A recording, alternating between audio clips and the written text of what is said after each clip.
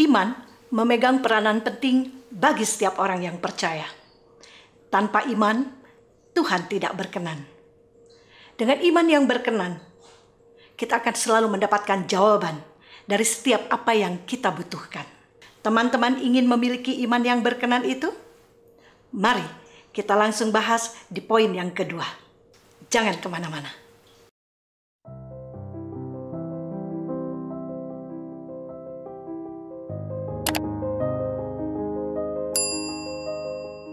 Hai teman-teman antusias, kembali lagi bersama saya, Ana Agustin, dalam channel yang menghadirkan tips-tips yang menarik, kesaksian hidup, dan cerita-cerita yang pastinya menginspirasi dan memberkati kita semua. Saat ini saya ingin membahas poin yang kedua, bagaimana kita memiliki iman yang berkenan itu. Mari kita langsung saja membuka di dalam Roma pasal yang ke-10 ayat yang ke-17. Iman timbul dari pendengaran, dan pendengaran oleh firman Kristus. Di video yang sebelumnya, saya juga sudah membahas sedikit bahwa untuk bisa memiliki iman, untuk bisa menjadi orang yang memiliki sumbernya, memiliki Yesus, kita harus menjadi orang yang suka mendengar berulang-ulang, membaca berulang-ulang, merenungkan berulang-ulang, dan memperkatakan firman Tuhan berulang-ulang. Tidak cukup sekali dua kali, tetapi harus terus-menerus, konsisten, supaya kita bisa memiliki hubungan dan kita bisa memiliki sumber iman yang luar biasa itu, yaitu Yesus Kristus. Tetapi di ayat ini juga kita akan memperhatikan, di situ tertulis ada kata firman Kristus. Kata itu tidak ditulis dengan kata firman Allah atau firman Tuhan, tetapi firman Kristus yang artinya diurapi. Firman yang diurapi. Bagaimana caranya supaya kita bisa mendapatkan iman? Yaitu dengan mendengarkan firman yang diurapi. Ada banyak anak-anak Tuhan berpikir bahwa menyampaikan firman Tuhan yang diurapi itu adalah tugas hamba-hamba Tuhan, tugas orang yang menyampaikan firman Allah. Itu kesalahan besar. Untuk bisa mendapatkan firman yang diurapi, kita mendapatkan iman dari firman yang diurapi. Setiap anak-anak Tuhan harus mengambil andil, mengambil bagian untuk mau berdoa bagi hamba-hamba Tuhan, bagi setiap orang-orang yang menyampaikan firman Tuhan. Sudahkah teman-teman berdoa untuk kami yang menyampaikan firman Tuhan? Jikalau sudah, terima kasih. Tuhan Yesus memberkati. Tetapi kalau belum, saya akan menceritakan sebuah kisah nyata. Kiranya lewat kisah yang saya ceritakan ini bisa mencelikkan mata rohani teman-teman dan mulai mau berdoa untuk setiap hamba-hamba Tuhan, orang-orang yang menyampaikan firman Tuhan. Begini ceritanya. Ada dua orang yang berteman begitu akrab dari sejak mereka TK sampai mereka selesai kuliah. Dari kecil mereka selalu bersama-sama. Sampai tiba waktunya mereka akan berpisah karena harus bekerja di tempat atau di kota yang berbeda. Nama kedua gadis ini adalah Sandra dan Yani. Yani suka ke gereja, dia adalah orang Kristen yang taat. Tetapi Sandra adalah non-Kristen. Sedari kecil, Yani sangat sering sekali mengajak Sandra untuk ikut ke gereja. Tetapi Sandra selalu menolak. Dengan berbagai macam alasan, Sandra tidak mau diajak untuk ke gereja. Tetapi Yani tidak pernah menyerah. Dia terus mengajak Sandra. Sampai di hari di mana mereka akan berpisah sebelum mereka bekerja di kota masing-masing. Yani terus mengajak Sandra dan akhirnya Sandra berkata, "Oke, saya akan ikut kamu. Tetapi ingat, ini adalah pertama dan terakhir aku ikut kamu ke gereja." Dan Yani setuju. Dia bilang, "Iya, sekali ini saja kamu ikut dengan saya ke gereja." Dan akhirnya Yani setuju. Yani berkata, "Oke, jikalau nanti kamu sudah ke gereja sekali saja, saya tidak akan pernah mengajak kamu lagi." Dan akhirnya kedua sahabat ini bersepakat. Minggu depan Sandra akan ikut Yani ke gereja. Dari hari itu, Yani mulai berdoa dan berpuasa secara khusus.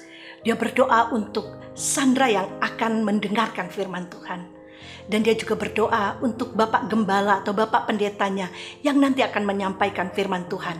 Kiranya bisa menyampaikan firman Tuhan dengan luar biasa. Pada hari Sabtu, Yani menelpon Sandra. Dan Sandra menjawab, "Siap, kamu jemput saya besok pagi dan saya akan ikut kamu ke gereja. Tapi ingat, jangan pernah mengajak saya kembali. Saya hanya akan 1 kali saja ikut ke gereja, setelah itu lunas." Dan Yani bilang, "Oke." Akhirnya hari Minggu itu tiba. Yani menjemput Sandra dan Sandra ikut ke gereja. Di gereja semua berjalan dengan baik sampai tiba waktunya firman Tuhan disampaikan. Yani harap-harap cemas. Yani berdoa dan Yani berharap Bapak Gembalanya akan menyampaikan firman Tuhan dengan sangat baik. Tetapi ternyata Bapak Gembalanya hanya membuka kitab Kejadian pasal yang ke-5.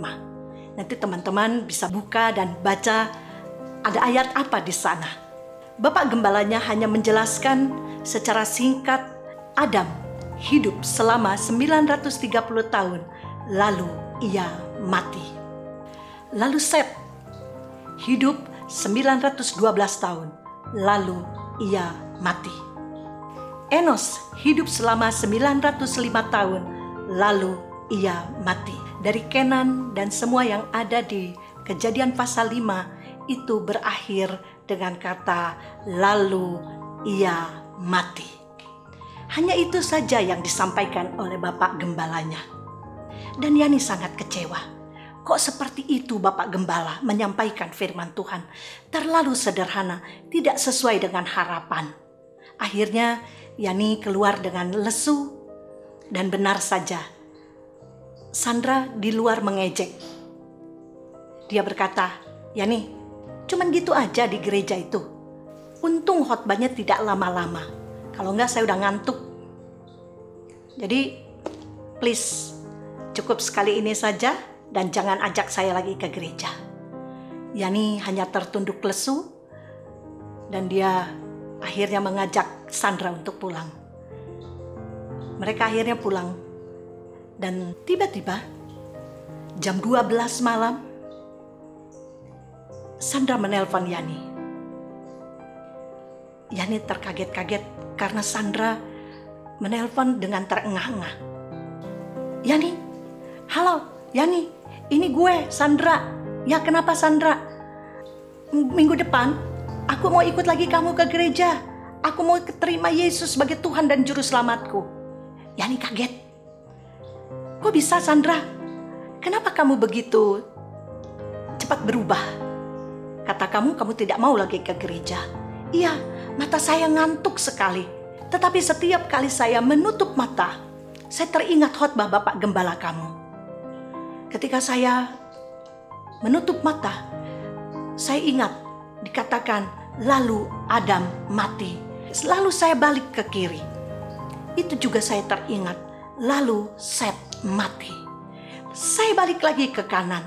Saya ingat lalu Enos mati. Lalu ketika saya terlentang, lalu kamu mati. Aduh, saya belum mau mati. Saya mau terima Tuhan Yesus. Please ajak lagi saya ke gereja." Yani sangat terkaget-kaget. Yani tidak percaya bahwa apa yang disampaikan oleh Bapak Gembalanya begitu sederhana, tidak luar biasa. Firman Tuhan yang disampaikan sangat singkat dan cenderung hanya dibaca saja, tetapi mampu membuat Sandra bertobat dan percaya menerima Yesus sebagai Tuhan dan Juru Selamat. Jadi teman-teman, dari cerita yang saya ceritakan tadi, tidak perlu khotbah yang hebat, tidak perlu pengkhotbah yang fasih lidah, tetapi hanya perlu doa yang luar biasa. Ada orang-orang yang mau berdoa, mendoakan kami, mendoakan setiap hamba-hamba Tuhan. Ketika mereka menyampaikan firman Tuhan, firman itu menjadi firman Kristus, firman yang diurapi, firman yang berkuasa. Jadi, teman-teman rindu untuk memiliki iman yang berkenan? Jangan lupa tetap cari sumbernya, Yesus yang luar biasa itu. Dan yang kedua, tetap berdoa.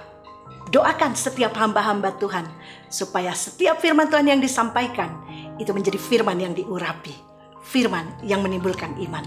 Di konten berikutnya, saya akan kembali memberikan poin yang ketiga. Bagaimana caranya supaya kita memiliki iman yang berkenan. Terus berdoa dan iman akan timbul dalam hatimu. Puji Tuhan, tetap semangat, salam antusias.